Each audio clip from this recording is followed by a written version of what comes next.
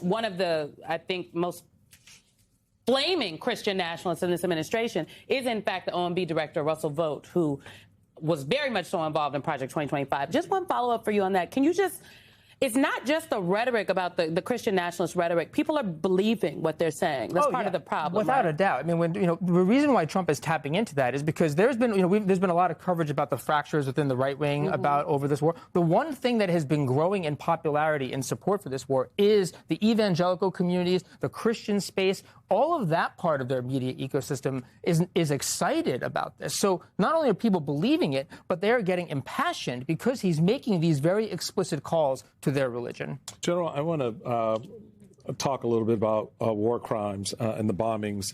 I want to get into the sound of it so far because I don't know how much time we have, but I just want to get your thoughts on a president who talks about we have the power of our military to burn down every bridge, to take out every power plant, to create the kind of humanitarian crisis in Iran that the rest of the globe would look at and go, oh, hell no, you can't do that. That is against every civilian law that we can think of to protect people who are not military personnel.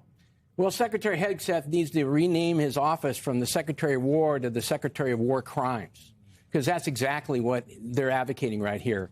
And any soldier that would obey the war crime that's being directed by the President and the Secretary of Defense would be committing their own war crime. They would be illegal. They would be essentially executing an illegal order. And that's exactly what Senator Kelly and his colleagues talked about, warned us about a couple months ago. We cannot let that happen. It's terrible that it's gotten into this situation. And the chairman of the Joint Chiefs of Staff pushed back a little bit on Donald Trump today, but he needs to push back more because our soldiers that execute these missions that are being directed by the president may one day have to answer to The Hague or some other international tribunal. Think of the Nuremberg trials, okay?